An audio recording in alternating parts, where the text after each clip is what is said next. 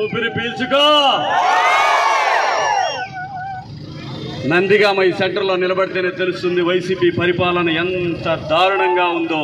ఎదురుగా దేశ స్వాతంత్రం కోసం పోరాడిన నాయకులు, స్వాతంత్రం తీసుకొచ్చినటువంటి గాంధీజీ ఎదురుగా ఇంకొక నియంత. ఇది రాష్ట్రంలో జరుగుతున్నది, ఇదే జరుగుతున్నది. కేవలం జగన్మోహన్ రెడ్డిని సంతోషపరచడానికి ఆ రాజశేఖర రెడ్డి ఫోటో ఇక్కడ పెడితే ఇక్కడ ఉన్నటువంటి ఎమ్మెల్యేలు ఎమ్మెల్సీలు ఎంత దోచుకున్నా కూడా హాయిగా మా సంపదను పెంచుకోవచ్చని ఒక నియంతని దేశం కోసం పోరాడినటువంటి నాయకుల ముందు నిలబెట్టినప్పుడే మీరందరూ అర్థం చేసుకోవాలి ఈ రాష్ట్రంలో ఏం జరుగుతుందో. మిత్రులారా, జోహార్ ఎన్టీఆర్, జోహార్ ఎన్టీఆర్, జోహార్ జాతిపిత గాంధీ, జోహార్ జాతిపిత గాంధీ, జోహార్ అటల్ బిహారీ వాజ్పేయి, జోహార్ అటల్ బిహారీ వాజ్పేయి. మిత్రులారా, ఇంతమంది మహానుభావులు పుట్టిన ఈ దేశంలో ఈరోజు ఈ రాష్ట్రంలో జరుగుతున్నటువంటి పరిస్థితులు మీ అందరికీ ప్రతిసారి చెప్పాల్సిన అవసరం లేదు. ఈ రాష్ట్రంలో ఏ ఒక్కరూ సంతోషంగా లేరు. మీ అందరినీ కాపలా కాయటానికి వచ్చిన పోలీసులు సంతోషంగా లేరు, కొంతమంది తప్ప. పోలీసులకు డిఏలు లేవు, టీఏలు లేవు, వాళ్ళకి జీతాలకు టైంకి రావు, అడిగితే సెలవులో వెళ్ళమంటారు. ఇది పోలీసు సోదరుల పరిస్థితి. ఆ తర్వాత టీచర్ల పరిస్థితి. చదువు చెప్పే ఉపాధ్యాయుల్ని సారా కొట్ల కాడ నిలబెట్టిన మహానుభావుడు ఈ దేశంలో ఎవరన్నా ఉన్నారు అంటే ఆయన మొన్న పాపం అక్క చెల్లెమ్మలకి డబ్బులు ఇవ్వటానికి నాకు వీళ్ళు ఎన్నికలు జరుగుతాయో లేదో అని బాధగా ఉంది అని అన్నాడు. ఇంకొకటి, ఇంకో మహామేధావి ఇంటర్వ్యూ చేశాడు అక్కడ. ఆ మహామేధావితో ఇతను అంటాడు, జగన్మోహన్ రెడ్డి గారు ఇలా బటన్ నొక్కి చెల్లెమ్మలకి ఇస్తే వాళ్ళు కోటీశ్వర్లు అవుతారు. మరి ఈ రాష్ట్రంలో ఈ 5 సంవత్సరాల్లో ఎంతమంది అక్క చెల్లెమ్మలు కోటీశ్వర్లు అయ్యారు నాయన మీరు చెప్పండి. 5 సంవత్సరాల్లో ఆంధ్రప్రదేశ్ని సర్వనాశనం చేసి పెట్టాడు ఈ మహానుభావుడు. నేనేనాడు అబద్ధం చెప్పను, లేని విషయాలు మాట్లాడను, నాకు అవసరం లేదు, నాకు ఏ రాజకీయ పార్టీ ప్రాపకం అక్కర్లేదు, ఏ పార్టీలలో పదవులు అక్కర్లేదు. నాకు కావాల్సింది విడిపోయిన నా రాష్ట్రానికి ఆంధ్రప్రదేశ్కి రాజధాని లేదు, దానికోసం పోరాడుతున్నా.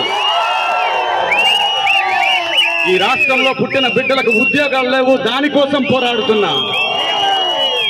ఈ రాష్ట్రంలో రైతులకు గిట్టుబాటు ధర లేవు, దానికోసం పోరాడుతున్నా. ఈ రాష్ట్రంలో ఏ ఒక్కరు సంతోషంగా లేరు, భయంతో బిక్కుబిక్కుమంటూ బతుకుతా ఉన్నారు, దానికోసం పోరాడుతున్నా. గడిచిన 4 ఏళ్లలో 5 ఏళ్లలో మీరు చేసిన విధ్వంసం మర్చిపోయారనుకుంటున్నారు. ఈ రోజు నేను ఆంధ్రప్రదేశ్లో తిరుగుతుంటే వ్యాపారస్తులు ఊపిరి పీల్చుకో అన్నట్టుంది వాళ్ళ ముఖాల్లో చూస్తే. రేపు జరగబోయేటటువంటి ఎలక్షన్స్ లో మీరు చూసుకోండి, 80-90% ఎలక్షన్ జరిగి తీరుతుంది ఈ రాష్ట్రంలో, గుర్తుపెట్టుకోండి. ఎందుకంటే ఎవ్వరికి కూడా సంతోషం లేదు. వ్యాపారం చేసుకుందామంటే భయం.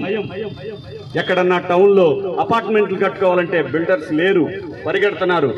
బిల్డర్స్ ఎప్పుడైతే శంకుస్థాపన స్టార్ట్ చేస్తారు, లేదు అక్కడ దాకా పర్మిషన్కి వెళ్ళినప్పుడే ఎమ్మెల్యే గారికి అయ్యా ఇట్లా వచ్చేసింది మీరు రెడీగా వచ్చనగానే మొత్తం ఒక గద్దల్లాగా ఆ బిల్డర్ మీదకి ఎగబడితే ఎక్కడ తెచ్చి అతను కడతాడు?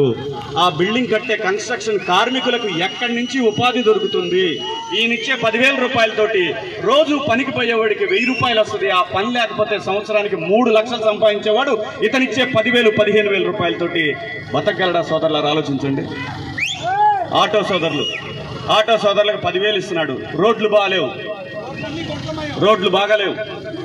వాళ్ళు రిపేర్లకు పోతే 15,000, 20,000 అవుతుంది ఒకసారి పోతే. ఈయన ఇచ్చే సంవత్సరానికి ఒకసారి. ఇంకో చిన్న విషయం, ఈయన చేసినటువంటి అద్భుతమైన ప్లాన్ ఏంటంటే గడిచిన 4 నెలల నుంచి బటన్ నొక్కాడు కానీ ఎవరికి డబ్బులు రాలా. కానీ ఒకసారిగా ఇస్తే కోటీశ్వర్లు అవుతారని ఎలక్షన్ ముందు రోజు ఇద్దామనుకున్నాడు మా గురుగారు. ఎలక్షన్ ముందు రోజు ఇద్దామనుకున్నాడు. 14,000 కోట్ల రూపాయలు ఇస్తే నా అక్క చెల్లెమ్మలు పటా పటా పటా పటా పటా పటా ఈవీఎంలో గుద్దుతారు నాకు అనుకున్నాడు. నువ్వు ఎవరికి ₹1,00,000 ఇవ్వు. ఏ ఒక్క మనిషి కూడా ఈ రాష్ట్రంలో సంతోషంగా లేడు. నీకు ఓటు లేరు జగన్మోహన్ రెడ్డి గారు, ఇది నిజం. ఏ ఒక్కరు కూడా అందరినీ ఒక దారి చేశాడు. టీచర్లను ఒక దారి చేశాడు, పోలీసుల వ్యవస్థను ఒక దారి చేశాడు, వాళ్ళ కార్పొరేషన్లు ఒక దారి చేశాడు. ప్రతి వ్యవస్థని ఒక దారి చేసి అప్పులు తెచ్చి బటన్ నొక్కి రాష్ట్రంలో ఏ ఒక్కరికి కూడా కరెక్ట్ అభివృద్ధి అనే దానికి అర్థం లేకుండా తను ఏదో చేసుకుంటా వెళ్ళాడు. తన మందు వ్యాపారం తను చేసుకున్నాడు, తన లిక్కరు, అలాగే శాండు, మైను మొత్తం తన బినామీలతోటి రాష్ట్రాన్ని నింపి పడేశాడు మహానుభావుడు. నింపి పడేసి ఈ రోజున మొసలి కన్నీరు కారుస్తున్నాడు. మీరు ఏమాత్రం ఏమరపాటుకు గురైనా ఈ రాష్ట్రాన్ని బ్రహ్మదేవుడు కూడా కాపాడలేడు. దయచేసి ఎవరు కూడా అతని మాయ మాటల్లో పడకండి. ఒకసారి పడ్డారు, ఈసారి పడితే మీ బతుకులు బంగాళాఖాతం గుర్తుపెట్టుకోండి. ఇంకొకసారి మాత్రం పడొద్దు. అన్నీ అయిపోయినాయి రాష్ట్రంలో, అన్ని చోట్ల నుంచి డబ్బులు అయిపోయినాయి. ఇంకా ఒక్క చోట నా రైతన్నల కోసం నేను ఒక చట్టం తెస్తున్నా. ఆ చట్టంతో మీ జీవితాలను కూడా ఒక దారి చేస్తా. మీ చేళ్లకాడన బొమ్మలు పెట్టి, ఏమంటారు దాన్ని, రాళ్ళు బాతాడు. ఆ రాళ్ల మీద ఆయన ఫోటో. ఎవడన్నా మర్చిపోతున్నాడు జగన్మోహన్ రెడ్డి ఎవరంటే తెలియపోవడానికి, మాకు రాళ్లు బాతడానికి. ఏమయ్యా, మా తాత ముత్తాతలు ఇచ్చిన ఆస్తి, మా తల్లిదండ్రులు ఇచ్చిన ఆస్తి, నేను కష్టపడి సంపాదించుకున్న ఆస్తి దగ్గర నీ ఫోటోలు అంటాయా? బోడి నీ ఫోటోలు నీ ఇంట్లో పెట్టుకో, నీ చుట్టాలు ఇంట్లో పెట్టుకో. ఎవరికన్నా అవసరమైతే ఈ ఎమ్మెల్యేకో ఆ గుడి కట్టినట్టు ఇంట్లో గుడి కట్టుకో. మాకు అక్కర్లేదు జగన్మోహన్ రెడ్డి గారు. మా పొలాల దగ్గర నీ అధికారులు రావడానికి వీల్లేదు, నీ చట్టాలు మాకొద్దు. నువ్వు చేసిన ఆ చట్టం యొక్క ఉద్దేశం ఎంతో 2 ముక్కల్లో చెప్పేస్తాం మీకు అందరికీ. ఆ చట్టం చేసిన దాంట్లో ఏంటంటే, ఒక విధంగా రాజకీయ పార్టీలని నాశనం చేయాలి, ఇంకో విధంగా రైతులకి ఇతను అనుకుంటున్న ఏదైతే 20-30% మందికి పంచాడు కదా, వాళ్ళకి డబ్బులు పంచడానికి ఈ భూముల్ని తాకట్టు పెట్టి ఆ ప్రపంచ బ్యాంకు నుంచి ఏదో ఒక బ్యాంకుల నుంచి అప్పు తీసుకొచ్చి మన భూముల్ని తాకట్టు పెట్టి, రైతుల భూముల్ని తాకట్టు పెట్టి, ఇది నిజం. ఎప్పుడన్నా ఏనాడన్నా రైతులతో మాట్లాడావా? నీ అధికారులు రైతులతో మాట్లాడారా? అయ్యా, ఇలాంటి ఒక చట్టాన్ని తీసుకొస్తున్నానని చెప్పి నువ్వు ఏ రోజన్నా సరే ప్రతిపక్షంతో కూర్చోబెట్టి, అఖిల పక్షాన్ని కూర్చోబెట్టి ఏ రోజన్నా ఒక డిస్కషన్ చేసావా? నువ్వు నియంతవి, నువ్వు కిమ్ జాంగ్. నువ్వేదనుకుంటే అదే జరగాలి, నువ్వేదనుకుంటే అదే అవ్వాలి. మీరు అనుకున్నట్టు గురుగారు మొన్న అన్నారంట ఐఏఎస్లతోటి, ఎలక్షన్ కమిషన్ రమ్మనండి. అయ్యా, ఊరుకుంటే చిన్నగా మాట్లాడి విన్నారంటే మనల్ని ఇంటికి పంపుతారు. వద్దు. ఎలక్షన్ కమిషనర్ అంటే ఇతను పిఏ అనుకుంటున్నాడు ఆయన. అటు ఐఏఎస్లు అంటే లెక్కలేదు, పోలీస్ ఆఫీసర్లు అంటే లెక్కలేదు. కేవలం తను చెప్పిన చేసేవాళ్ళంటేనే ఆయా పదవుల్లో ఉంటారు, లేకపోతే ఇంటికి పోతారు. ఈసారి మాత్రం మీరు ఈ ఏదైతే మనకు తీసుకొచ్చినటువంటి ఇదంతా రైతాంగం ఉండేటటువంటి ప్రాంతాలు మన అన్నీ కూడా కోస్తా జిల్లాల్లో. రైతులారా, మళ్ళీ చెప్తున్నాను, ఈ చట్టం అమానుషం, ఈ చట్టం అతి దారుణం. రేపొద్దున నీ కూతురికి పెళ్లి చేసి ఆ బిడ్డకి నువ్వు ఆస్తి ఇవ్వాలంటే రిజిస్ట్రేషన్కి పోతే ఆ భూమి మీ నాయనదని నిరూపించుకోమని చెప్పని అడుగుతారు. ఇది నిజం. మీ నాన్నదని నిరూపించుకోమంటే ఆ తండ్రి ఎక్కడ పోవాలా? ఊరేసుకోవాలా? అల్లుడేమో పొలం తేలేదని పెళ్ళాన్ని కొడతాడు. పరువు తక్కువై ఆత్మహత్య చేసుకోవాలి చివరికి రైతు. ఆల్రెడీ పంటల పంటకు రైతులు ఆత్మహత్యలు చేసుకుంటున్నారు. మళ్ళీ ఇదొకటి కొత్త సమస్య. రాష్ట్రంలో ఏ ఒక్కరికి భూమిని సరిగా ఎవరం కూడా ఇక్కడ కోర్టులకు పోయే అవకాశం కూడా లేదు. ఒకసారి 2-3 నెలల్లో అప్పీల్ చేసుకొని పోతే 2 ఏళ్ల లోపే ఈ భూమి ఒకసారి ఈ ఆఫీసర్ గారు ఏదైతే మండలానికి ఒక ఆఫీసర్ ఉంటాడో ఆయన డిసైడ్ చేస్తాడు. ఆ డిసైడ్ కూడా ఈయన రిటైర్డ్ ఆఫీసర్లు నియమిస్తాడు. ఆ రిటైర్డ్ ఆఫీసర్లు అందరూ కూడా ఆయన ఫోన్ కోసం వెయిట్ చేస్తారు. ఆ ఎమ్మెల్యే గారిదో, ఎంపీ గారిదో, లేదా ఎవరో వేరే నాయకులతో ఎవరిదైనా మినిస్టర్లు కానీ వస్తే వాళ్ళు ఓకే అంటేనే నీ భూమి కొంత శాతం నీ చేతికి వస్తుంది. ఎంత దుర్మార్గం ముఖ్యమంత్రి గారు! ఏ ఒక్కటైనా సరిగ్గా చేశావా ఈ రాష్ట్రంలో? నేను డబ్బులు ఇచ్చాను, నీ తాత డబ్బులు ఇచ్చావా? రాజారెడ్డి గారు డబ్బులు ఇవ్వలేదే మాకు. నాయకులైనటువంటి ప్రజలు వాళ్ళు కట్టే పన్నులతోటి, ఉద్యోగస్తులు రాత్రి పగలు పనిచేసి వాళ్ళు కట్టేటటువంటి పన్నులతోటి, ఉపాధ్యాయులు వాళ్ళు కట్టేటటువంటి పన్నులతోటి, ఈ రాష్ట్రంలో తోపుడు బళ్ళు వాళ్ళు కట్టే పన్నులతోటి, రాష్ట్రంలో వ్యాపారాలు చేసుకునేటువంటి వ్యాపారస్తుల పన్నులతోటి ఈ రాష్ట్రం నడుస్తుంది. నీ తాతదో నా తాతదో ఇవ్వట్లేదు ఇక్కడ ఎక్కడా కూడా. ఇది కేవలం ప్రజలది. ఇవ్వటానికి నువ్వెవడవి? ఓటు అడగటానికి ఎమ్మెల్యేలు ఎవరు? ప్రజలకు ఎవడు నచ్చితే వాడే నాయకుడు. ఈసారి కుదరదు జగన్మోహన్ రెడ్డి గారు. మీరు చేసినటువంటి అన్యాయాలు ఊరు వాడ ఆఖరికి చదువులేని ప్రతి వాడికి కూడా అర్థమైపోయింది. ఈ మనిషి వస్తే ఈ రాష్ట్రంలో ఇంకా పనులుండవు. మొన్నగా ఒక మేధావి ఆయన ఉంటాడు, ఒక ఆయన జర్నలిస్ట్. ఆ జర్నలిస్ట్కి ఇచ్చిన ఇంటర్వ్యూలో అభివృద్ధి గురించి మాట్లాడాడు. అవును సార్, మీరు చాలా గొప్ప అభివృద్ధి చేశారు, మేము వెళ్ళి చూసాము, చూసిన తర్వాతనే మీ మీద వ్యతిరేకత తగ్గిందన్నాడు ఈ మేధావి. ఈ మేధావి స్టాన్ఫోర్డ్లో 10th క్లాస్ చదువుకున్నాడు. 10th fail స్టాన్ఫోర్డ్లో. MITలో ఇంటర్మీడియట్ చేద్దాం అనుకున్నాడు. ఆ మేధావి అవును సార్ చూసి వచ్చాము సార్, మీరు చెప్పిన తర్వాత మేము అక్కడికి వెళ్ళి అవన్నీ విజువల్స్ తీసి చూస్తే నిజమే చాలా అభివృద్ధి. ఆ అభివృద్ధి ఏంటో తెలుసా? 30 అడుగుల రోడ్లకి కింద స్తంభాలు పోతే ఒక 1/2 కిలోమీటర్ వేసాడు. ఇంకో చిన్న షెడ్ కట్టాడు ఆ ఏరియాలో. అది ఎందుకయ్యా అంటే పాపం చేపలకు పట్టుకునే వాళ్ళు అక్కడికి తీసుకొచ్చి ఆ బోట్లు ఆపుకొని సరుకు తిప్పుకోవడానికి. అలాగే పోర్ట్లు కట్టానన్నాడు. పోర్ట్లు ఉంటానే మద్రాసు చెన్నై అయింది. పోర్ట్లు ఉంటే మద్రాసు చెన్నై ఎందుకు అవుతుంది? పోర్ట్ లేకపోతే హైదరాబాద్ నగరం ఎలా ఎదిగింది? హైదరాబాద్ ఆదాయం ఏంటి? ముంబై అయిందంటే పోర్ట్ ఉంటే. ముంబై అవటం ఏంటండి పోర్ట్ ఉంటే? ఏ మాత్రం కూడా మీరు నమ్మండి నమ్మకపోండి, అతనికి వాళ్ళ నాన్నగారు ముఖ్యమంత్రి కావటం ఒక అడ్వాంటేజ్. ఆయన చదువుకున్నవాడు కాబట్టి డాక్టర్ రాజశేఖర్ రెడ్డి గారు ఇతనికి కూడా ఇంగ్లీష్ మొక్కలు నేర్పాడు. ఆ మాట్లాడే విషయాలన్నీ కూడా ఇంగ్లీష్లో చాలా చెప్పాడు.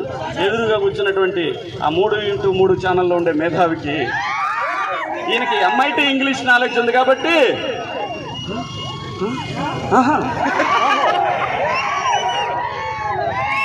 ఆయన ఏం చెప్పాడో ఆయనకి తెలీదు. ఆయన చెప్పింది వీడికేం అర్థమైందో మనకు తెలియదు, అతనికి కూడా అసలు తెలియదు. ఏదోటి మీరు గమనించండి జర్నలిజం ఎలా.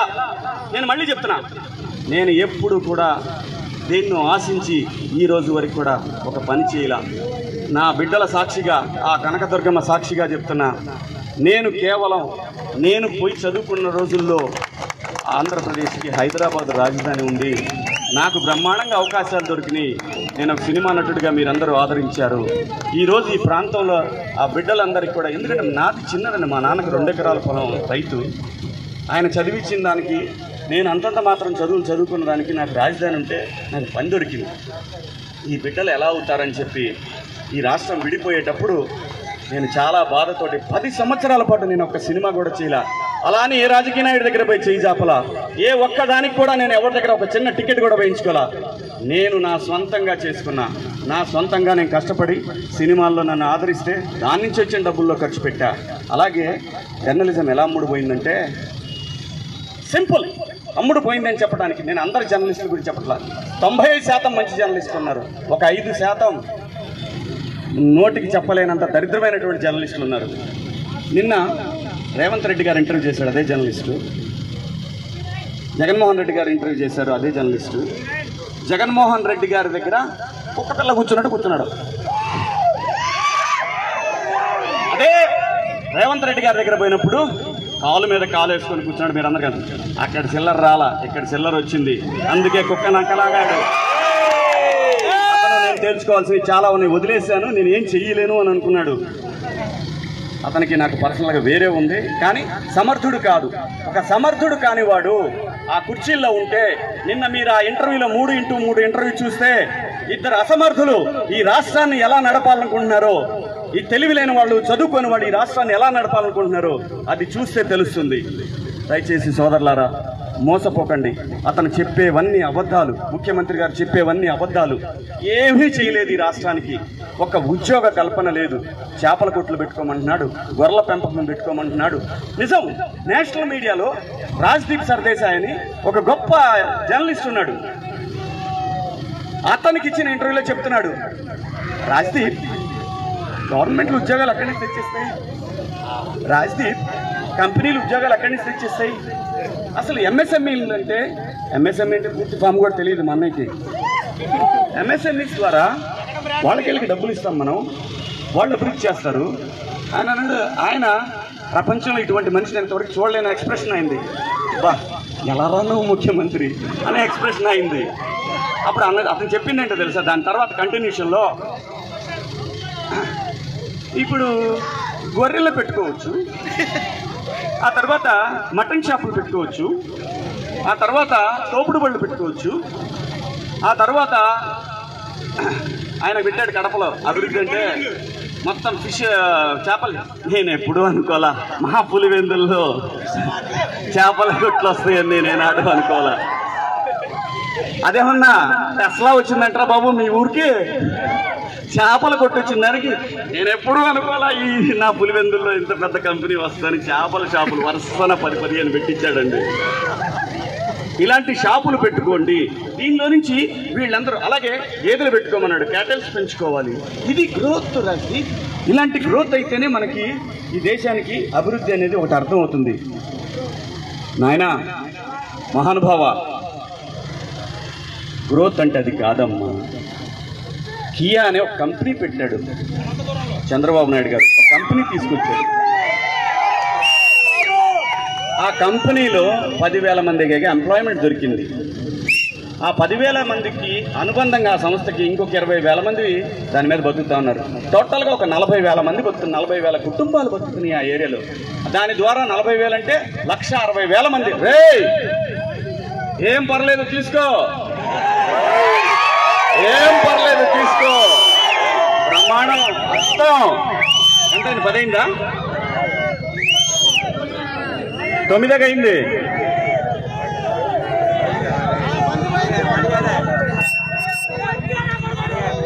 సో కాబట్టి ఇంకా చాలా ఆగుతాయి 2-3 రోజులు. జాగ్రత్త, చాలా ఆపాలని ట్రై చేస్తారు. ఆపేదేం లేదు. గుర్తుపెట్టుకోండి, ఖచ్చితంగా వెళ్ళి ఓటు వేయండి. ఏమైనా సరే తొక్కుకుంటా పోండి. ఎవడన్నా అడ్డం వస్తే, ప్రజలకు అడ్డం వచ్చినాడు ఎవడైనా సరే తొక్కుంటా పోవటమే. ప్రజలను మించిన నియంతలు ఎవరు ఉండరు. ప్రజలే అల్టిమేట్. నియంతలు గాల్లో కలిసిపోతారు.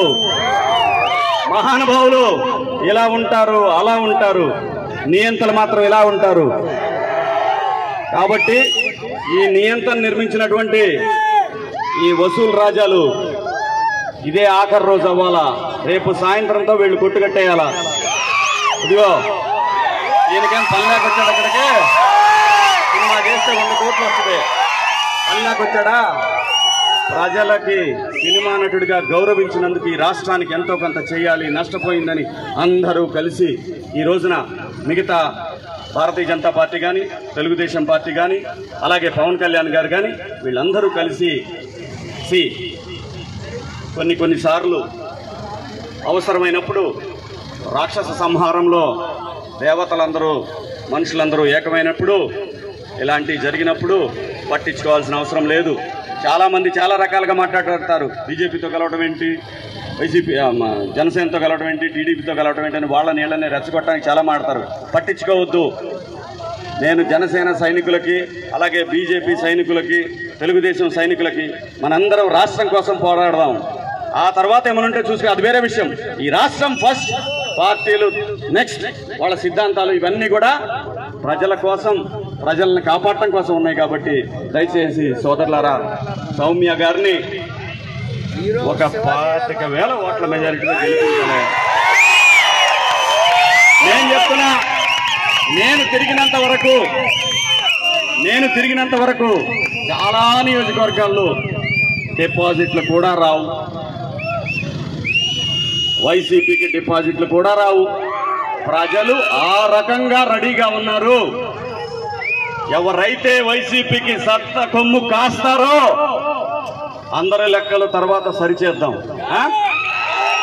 Thank you. జై చంద్రబాబు నాయుడు, జై పవన్ కళ్యాణ్, జై Narendra Modi. Thank you. Thank you Shivaji గారు.